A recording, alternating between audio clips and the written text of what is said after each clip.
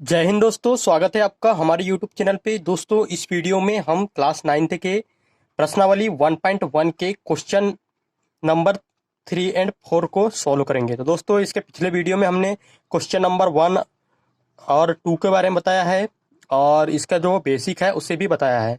तो दोस्तों, चलते हैं क्वेश्चन नंबर 3 की ओर और इसे सॉल्व करते हैं। तो दोस्तों, हमारे क्वेश्चन नंबर 3 में हमसे पूछा गया है कि जो है 3/5 और 4/5 के बीच 5 परिमेय संख्या में ज्ञात करके बताना है। ठीक है दोस्तों, तो सबसे पहले हमारा जो क्वेश्चन है कि 3/5 व 4/5 के बीच 5 परिमेय संख्या ज्ञात करना है। ठीक है दोस्तों, अब इसे हम सॉल्व करते हैं। तो हमें कितनी परिमेय संख्या ज्ञात करना है? 3/5 व 4/5 के बीच 5 परिमेय संख्या ज्ञात करना है। ठीक है दोस्तों, तो हम क्या करेंगे? 5 + 1 बराबर कितना हो जाएगा? 6 हो जाएगा। तो हमारे पास जितनी परिमेय संख्या ज्ञात करनी होती है किन्हीं भी दो संख्याओं के बीच में, हम उसमें एक संख्या जोड़ देते हैं तो हमारे पास जो संख्या आती है उसे दोस्तों, जिन दो संख्याओं के बीच में हमें परिमेय संख्या ज्ञात करना होता है, तो हमें किन दो परिमेय संख्याओं के बीच में किन दो संख्याओं के बीच में परिमेय संख्या ज्ञात करना है? 3/5 और 4/5। तो इन दोनों में 6/6 का मतलब अंश और हर में 6 का गुणा कर देंगे। ठीक है दोस्तों, उसी प्रकार ये जो दूसरी संख्या है 4/5, इसमें भी 6/6 मतलब 6/6 का गुणा कर देंगे। दोस्तों, ये 6 कहाँ से आया? क्योंकि हमें 5 परिमेय संख्या ज्ञात करना है, तो हम 5 में 1 जोड़ दिए तो कितना आ गया? 6 आ गया। इस 6 का हम अंश और हर में दोनों में गुणा कर देंगे। दोस्तों, इन दोनों संख्याओं में हम 6/6 का गुणा भी करें तो इसके मान में कोई परिवर्तन नहीं आ रहा है। कैसे नहीं आ रहा है दोस्तों? 6 से 6 काट देंगे तो हमारे पास में कितना बचेगा? 1 का गुणा 3/5 में करेंगे तो 3/5 ही आने वाला है। उसी प्रकार दोस्तों, 6/6 है तो 6 से 6 कट जाएगा, कितने बार कटेगा? 1 बार कटेगा। तो हमारे पास 4/5 में 1 का गुणा करेंगे तो 4/5 ही आने वाला है। तो दोस्तों, इस प्रकार हमारे पास में आप देख सकते हैं, इस प्रकार ये संख्या आ गई। अब इससे आगे हम सॉल्व करेंगे तो कितना आ जाएगा? 6×3 18 हो जाएगा और अपान में क्या आ जाएगा? 6×5 30 आ जाएगा। ठीक है दोस्तों, उसी प्रकार 6×4 24 हो गया और अपान में 6×5 30 हो गया। ठीक है दोस्तों, अब हम क्या कर लेंगे? हमारे पास में 3/5 और 4/5 का ये परिवर्तित रूप हो गया, मतलब कितना हो गया? 18/30 हो गया और 24/30 हो गया। अब दोस्तों, इन दोनों के बीच में हमें क्या संख्या ज्ञात करना है? परिमेय संख्या ज्ञात करना है। तो इन दोनों के बीच में परिमेय संख्या क्या हो जाएगी? 18 के बाद क्या आता है? 19/30 पहली परिमेय संख्या हो गई। उसके बाद क्या हो जाएगा? 20/30 दूसरी परिमेय संख्या हो गई। 21/30 तीसरी परिमेय संख्या हो गई। 22/30 चौथी परिमेय संख्या हो गई और 23/30 ये हमारे पास में पांचवी परिमेय संख्या हो गई। तो हम क्या लिख देंगे? अतः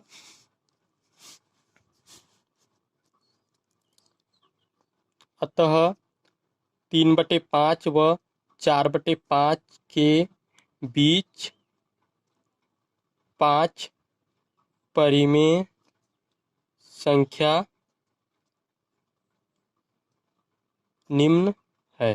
तो कौन सी निम्न है? ये है 19/30, 20/30, 21/30, 22/30 और 23/30। ठीक है दोस्तों, अब इसके बाद में हमारा जो अगला क्वेश्चन है, हमारा क्वेश्चन नंबर 3 साल हो गया। यहाँ पर आप देख सकते हैं 3/5 और 4/5 के बीच 5 परिमेय संख्या ज्ञात करनी थी, तो हमने 5 में 1 जोड़ दी, 6 आ गया। इस 6 का गुणा हमने जिन दो संख्या दी हुई थी उसमें गुणा कर दी हमने। तो उसके बाद हमें 18/30 और 24/30 प्राप्त हुआ। तो इन दोनों के बीच में हमें 5 परिमेय संख्या ज्ञात हो गई। ठीक है दोस्तों, अब इसके बाद चलते हैं अगले वीडियो में, मतलब अगले क्वेश्चन में। हमने दोस्तों इसके पिछले वीडियो में पहले और दूसरे क्वेश्चन का सॉल्व भी बता दिया है, तो दोस्तों आप डिस्क्रिप्शन बॉक्स में हमने लिंक दी हुई है, वहां पर जाकर के आप इनका सॉल्यूशन देख सकते हैं। ठीक है दोस्तों, अब अगला जो क्वेश्चन हमारे पास में चौथा है, नीचे दिए गए कथन सत्य है या असत्य, कारण के साथ अपने उत्तर दीजिए। ठीक है दोस्तों, हमारा जो पहला क्वेश्चन है कि प्रत्येक प्राकृत संख्या एक पूर्ण संख्या है। सबसे पहले हम क्वेश्चन लिख लेते हैं। हमारा क्वेश्चन बोलता है कि प्रत्येक प्राकृत संख्या पूर्ण संख्या है। ठीक है दोस्तों।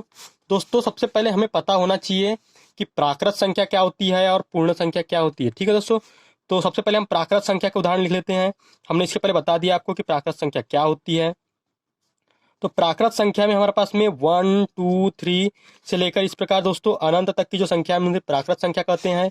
उसी प्रकार हमारे पास में आती है पूर्ण संख्या।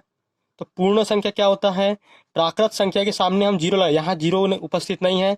यदि हम यहाँ पर जीरो भी शामिल करें, 0 1 2 3 इस प्रकार अनंत तक, तो ये क्या हो जाएगी हमारे पास में पूर्ण संख्या हो जाएगी। ठीक है दोस्तों, इसी के प्रकार एक होती है पूर्णांक संख्या जो हमें आगे काम आने वाली है। ठीक है दोस्तों, तो पूर्णांक संख्या क्या होती है, पूर्णांक संख्या में हम क्या करते हैं माइनस अनंत यानी माइनस वाली भी संख्या भी हमारे पास में ऐड हो जाती है। ठीक है दोस्तों, माइनस वाले ये संख्या हो गई, उसके बाद में 0 1 2 प्लस वाले भी अनंत तक होते हैं। मतलब प्लस अनंत से लेकर माइनस अनंत की संख्या क्या होती है, पूर्णांक संख्या कहलाती है। ठीक है दोस्तों, तो हमें सबसे पहले क्वेश्चन पूछा है प्रत्येक प्राकृत संख्या पूर्ण संख्या है, तो हमें इसका आंसर बताना है। ठीक है दोस्तों, तो आप यहाँ देख सकते हैं कि प्रत्येक प्राकृत संख्या, तो प्राकृत संख्या कहाँ से कहाँ तक होती है, 1 से लेकर अनंत तक पूर्ण संख्या है। तो दोस्तों पूर्ण संख्या क्या है, 0 से लेकर 1 2 3 अनंत तक। तो आप यहाँ देख सक रहे हैं जो ये प्राकृत संख्या है, ठीक है दोस्तों, ये पूर्ण संख्या में उपस्थित है। यहाँ पर 1 से लेकर अनंत तक स्टार्ट हो रहा है, तो यहाँ पर भी 1 से लेकर अनंत तक है, मतलब जो प्राकृत संख्या है पूर्ण संख्या में मौजूद है। ठीक है दोस्तों, तो यही पूछ रहा है कि प्रत्येक प्राकृत संख्या पूर्ण संख्या है। तो दोस्तों इसका जो हमारा आंसर आएगा यह हो जाएगा सत्य। नीचे आप कारण क्या लिखेंगे, क्योंकि प्राकृत संख्या पूर्ण संख्या में उपस्थित है, इसलिए प्रत्येक प्राकृत संख्या पूर्ण संख्या होती है। दोस्तों एक बार फिर से सुन लीजिए, आपको आंसर क्या लिखना है इसके कारण में। हम तो लिखते हैं कि प्रत्येक प्राकृत संख्या पूर्ण संख्या होती है, तो क्या है, सत्य है। तो हम इसके नीचे कारण क्या लिखेंगे कि हाँ, क्योंकि जो प्रत्येक प्राकृत संख्या है यह पूर्ण संख्या में मौजूद है। आप यहाँ देख सकते हैं 1 से लेकर अनंत तक यहाँ पर मौजूद है। ठीक है दोस्तों, अब इसके बाद में हमारा जो दूसरा वाला क्वेश्चन है, दूसरे वाले क्वेश्चन में हम पूछा है कि प्रत्येक पूर्णांक एक पूर्ण संख्या है। प्रत्येक पूर्णांक एक पूर्ण संख्या है। दोस्तों यहाँ पर प्रत्येक पूर्णांक मतलब पूर्णांक संख्या है, माइनस भी है, इसमें जीरो भी है और प्लस संख्या भी है। ठीक है दोस्तों, प्रत्येक पूर्णांक एक पूर्ण संख्या बोलता है। तो दोस्तों यहाँ पर पूर्ण संख्या में हमें माइनस दिख रहा है क्या, नहीं दिख रहा है, लेकिन पूर्णांक में दिख रहा है, तो यह क्या हो जाएगा, असत्य हो जाएगा। हम इसके आंसर में क्या लिख देंगे, आंसर असत्य। ठीक है, क्यों, यहाँ पर हम कारण लिखें, तो कारण में क्या लिखेंगे हम, कारण में क्योंकि पूर्णांक संख्या में धनात्मक, ऋणात्मक व शून्य उपस्थित होता है, लेकिन पूर्ण संख्या में